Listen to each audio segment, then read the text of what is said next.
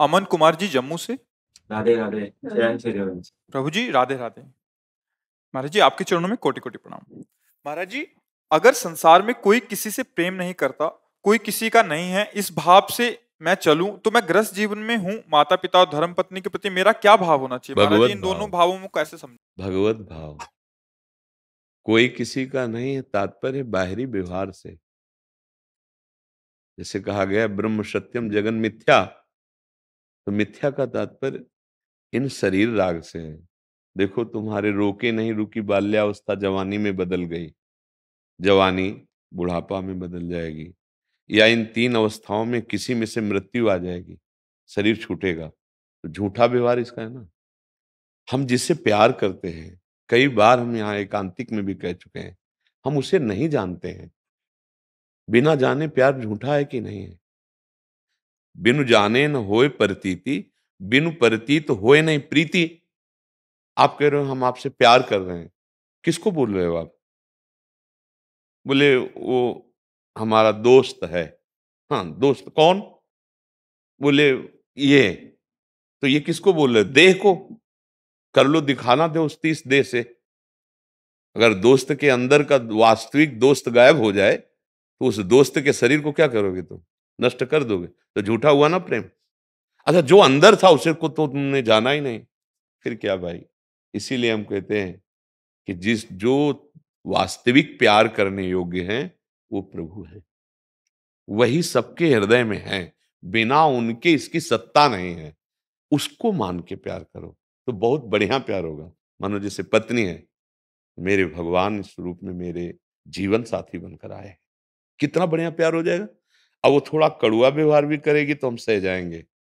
और पति, ये मेरे भगवान इस रूप में आए, भगवान मेरे पुत्र रूप में आए, भगवान अतिथि रूप में आए, भगवान मित्र रूप में आए। ये भाव रखने का विषय है। अगर ये भाव रख लिए तो प्यार चरम सीमा में आ जाएगा, क्योंकि सत्य प्यार हो जाएगा। अभी हम शरीरों से प्यार करते हैं अपनी वासना और स्वार्थ के लिए। तो जहां हमारी वासना और स्वार्थ में ठेस पहुंची, फिर हम क्या व्यवहार करते हैं अपने प्यारों से? देख लीजिए ना।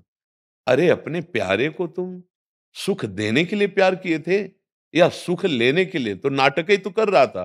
प्यार का स्वरूप होता है अपने प्यारे को सुख देना।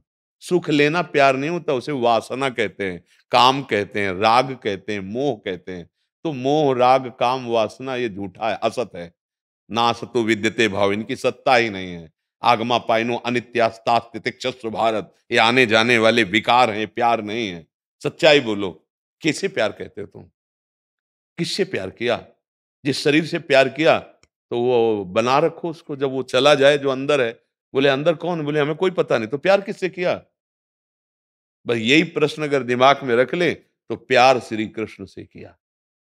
उन्हीं को राम कहते हैं, उन्हीं को कृष्ण कहते हैं, उन्हीं को हरि कहते हैं, उन्हीं को माँ कहते हैं, उन्हीं को पिता कहते हैं। चाहे जो भाव रख लो, वो एक ही तत्व है। तुम्हें माता च पिता तुम्हें, तुम्हें बंधुश्च सखा तुम्हें, तुम्हें विद्या द्रविणं तुम्हें, तुम्हें सर्वम मम देव देव। तो सर्वम वही विराजमान है भैया। और इतना प्यार होता है। फिर आप आए हो, मेरे प्रभु आए अंदर से, आपको देखकर हमें सुख मिल रहा है।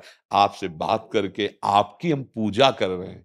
आप जो प्रश्न कर रहे हैं उसका उत्तर देकर हम आपका आदर कर रहे हैं, आपकी पूजा कर रहे हैं। मेरे प्रभु इस रूप में आए और मुझे बोलने का सौभाग्य दे रहे हैं। बस बात इतनी है। मैं पति, तू पत्नी है सही। अब वो चल गया, दूसरा रूप चल। मेरे प्रभु देखो, अभी गृहस्थी कैसे फूल जैसी हो जाएगी और आनंद ही आनंद। क्योंकि आपका लक्ष्य बन गया सुख देना, तो हमें कभी दुख नहीं मिल सकता। हमें दुख तब पहुंचता है जब हम सोचते कि हमने आपको इतना प्यार किया, तो आप इतना नहीं कर सकते। मतलब सुख की लालसा ही हमें दुख देती है, अन्यथा दुख नाम की कोई चीज नहीं है। जीतने की लालसा ही हार का दुख देती है, सुख की लालसा ही हमें दुख देती है, जीने की आशा ही मरने से भयभीत कर देती है। बात समझना है, ये द्वंद्व है। द्वंद्व से जो मुक्त हो गया वही मानव जीवन का लाभ प्राप्त किया, अन्यथा नहीं। समझ पा रहे आप?